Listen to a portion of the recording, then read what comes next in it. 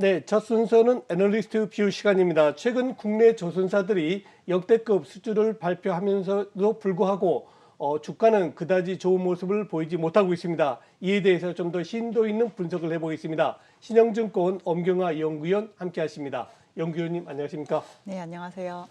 방금 말씀드렸지만 정말 국내 조선사들 금년 들어서도 좋은 실적 발표를 수주 발표를 하고 있어요. 네네. 그럼에도 불구하고 주가가 전혀 움직이지 못하고 있는데 그걸 한번 진단해 주시죠.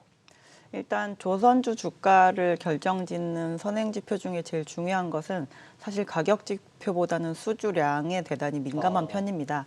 근데 작년이 연간으로 우리나라뿐만 아니라 전체 조선 시장이 2020년 대비해서 수주량이 한 99% 정도 늘었었거든요. 네.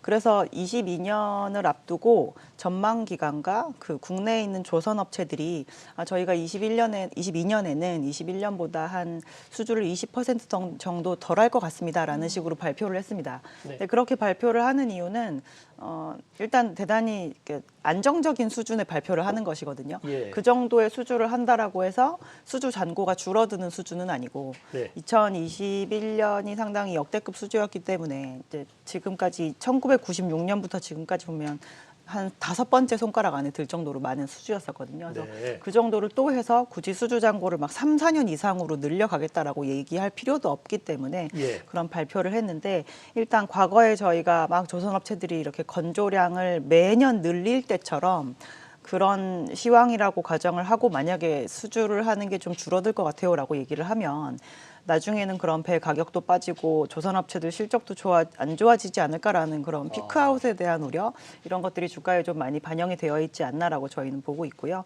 근데 실질적으로 그렇지는 않지만 이 부분은 올해 아마 조선업체들이 좀 수주를 하면서 생각보다 더 안정적인 수주를 하고 있구나라는 거를 좀 예. 보이면 오히려 그 부분에 있어서는 좀 안정화되지 않을까라고 생각하고 있습니다. 네. 자, 그러면 언급을 해주신 것처럼 지난해 수주 실적이 올해는 좀 반영이 될 것으로 보여지는데요. 하반기에는 또 올해에는 이 적자폭이 좀 줄어들 수 있을지 궁금하고 실적 턴어라운드는 언제쯤으로 예상을 하고 계세요? 예, 말씀하신 것처럼 작년에 정말 많은 손실을 인식했던 한 해였다라고 네. 보시면 될 것 같습니다. 그래서 건조량 자체가 많이 늘지도 않았기 때문에 고정비 부담도 있었고 2021년에 건조한 것보다 22년에 건조하는 배가 확실히 배 가격이 비싸기 때문에 마진이 이제 개선이 될 텐데요. 일단 상반기에는 적자 줄이기를 먼저 시작을 하긴 할 겁니다. 왜냐하면 건조량 자체가 작년보다는 많기 때문에 근데 흑자 전환을 할 수 있을 정도의 건조량과 그 건조 단가를 기록을 하려면 개별업체 기준으로는 아마 22년 4분기 정도가 가장 빠른 시점이 되지 않을까라고 저희는 생각을 하고 있고요. 네. 삼성중공업 같은 경우는 저희는 23년이 되어야지 흑자가 날 것 같습니다라는 식의 그런 코멘트를 시장과 계속 지속적으로 하고 있는 상황이기 때문에 저희가 기다리고 있는 업계 전반적인 실적 턴어라운드는 연간 기준으로는 23년 그리고 분기 기준으로는 빠르면 22년 4분기 정도로 생각하시면 될 것 같습니다. 네, 이제 전선업 전반 살펴봤기 때문에 개별 기업을 한번 들어가 보겠습니다. 최근에 현대중공업과 합병이 무산이 된 대우조선해양. 어찌 보면 대우조선해양 입장에서는 재무적 불확실성이 조금 더 커진 것 아니냐, 리스크가 커진 것 아니냐 이런 불안한 해석도 나오고 있거든요. 이 부분은 어떻게 보십니까? 이 부분에 대한 얘기가 계속 나오는 이유 중에 하나는 지금 현재 대우조선해양의 자본을 구성하고 있는 것은 대부분 산업은행이 들고 있는 연구체입니다. 그렇죠. 그래서 이제 원래는 한국조선해양 밑으로 들어가면서 한국조선해양이 제3자 지정 방식 유상증자를 해주면 예. 그 대금을 가지고 이제 연구체는 상환을 하고 이제 새로운 자본을 받아서 계속 사업을 하게 되는 것이었는데 이제 그 부분이 무산이 되다 보니까 이 지금 연구체 형태로 가지고 있는 이 자본이 당장 처리를 해야 되는 게 아닌가라는 걱정을 일단 하시는 것 같아요. 예. 근데 일단 산업은행이 이번 딜이 이렇게 안 되게 되기 이전에 작년 연말에 공시 나온 걸 잘 살펴보시면 회사가 수주를 하는 데 있어서 뭔가 RG 발급을 하는데 차질이 없게 한다라는 부분이 있고 기존에 뭔가 상환 시기가 도래한 것들에 대한 유예를 해준다는 부분도 있고 원래는 이자율이 되게 많이 높아지는 구간이었었는데 그 이자율을 높이지 않고 이제 1%로 고정시킨다라는 부분에 대한 공지를 다 한 바가 있습니다. 네.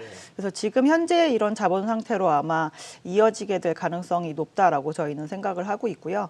이제 이런 것 때문에 혹시나 시장에서 갑자기 뭔가 유상증자를 해서 기존 투자자들이 피해를 봐야 되는 게 아닌가 뭐 이런 부분에 대한 그것도 우려가 걱정을 되죠. 많이 많이 하셨던 것 같아요. 근데 궁극적으로 회사를 정상화시키고 민영화시킨다라는 게 일단 이번에 그 안 됐던 딜의 원래 방향성이기 때문에 예. 정상적으로 민영화시킬 수 있는 방향을 생각을 한다면 지금 당장 급하게 뭐 그 부분에 대한 거를 생각하는 단계는 저희는 아니라고 보고 있습니다. 네, 언급해 주신 것처럼 이 현대중공업이 대우조선해양과의 또 합병은 좀 불발이 됐지만 대신에 현대삼호중공업 상장 카드를 또 꺼내 들었거든요. 이 부분에 대한 주가의 변동성은 어떻게 전망을 하세요? 일단 예. 현대중공업그룹이 또 달리 이제 사업회사 상장했던 그렇죠? 네. 업체를 기억을 해보시면 현대중공업을 상장을 네. 시킨 바가 있었는데요. 그때 실질적으로 중간지주 회사에 해당하는 한국조선해양의 주가는 그닥 좋지 않았습니다.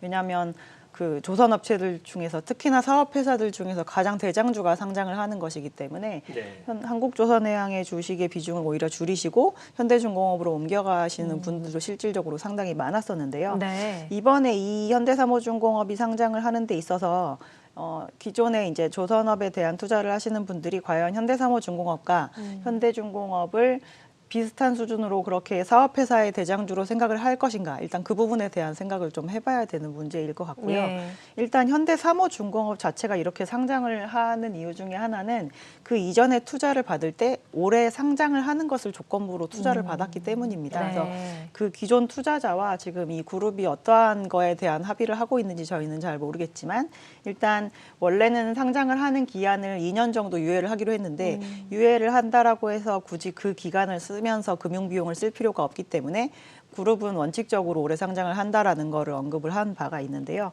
지금 구체적인 스케줄이나 이런 것이 결정된 바가 없는 상황입니다. 네, 그렇군요.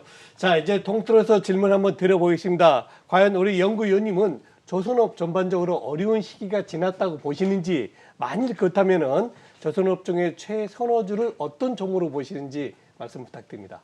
일단 지금 조선업에 투자하시는 분들이 가장 기다리시는 건 실적 턴어라운드를 제일 기다리실 것 그렇죠. 같아요. 네. 그래서 수주가 좋아지는 건 이미 21년에 상당히 많이 확인을 하셨기 때문에 저희는 올해는 아까도 말씀드렸지만 적어도 연말 정도가 되면 실적 턴어라운드 하는 것까지 확인할 수 있으니까 저희는 산업 전반적으로는 어려운 시기는 많이 지났다라고 판단을 하고 있고요. 네. 그래서 중장기적인 측면에서 사업회사를 가장 많이 가지고 있는 한국조선해양이 궁극적으로는 주가 상승률이 저희는 높을 거라고 보고 있지만 속도는 가장 빠르기는 조금 어렵다라고 예. 판단을 하고 있습니다. 그래서 중간지주적 성격의 회사가 좀 싫으시다라고 하시는 분들은 사업회사 내에서 저평가 받고 있는 대우조선해양을 저희는 조금 추천을 해드리는 편이고요. 올해는 조선주뿐만 아니라 조선업체들한테 기자재를 납품하는 기자재 업체들, 필수 기자재 업체들 같은 경우도 꼭 대응을 하는 게 오히려 더 플러스 알파의 수익을 내실 수 있는 길이라고 생각을 하고 있습니다. 그래서 저희는 엔진 회사인 HSD 엔진을 추천을 드립니다. 네, 알겠습니다. 자, 오늘은 조선업종에 대한 전반적인 전망 그리고 요망주까지 들어봤고요. 지금까지 신영증권의 엄경화 연구위원과 함께했습니다. 오늘 말씀 고맙습니다. 감사합니다.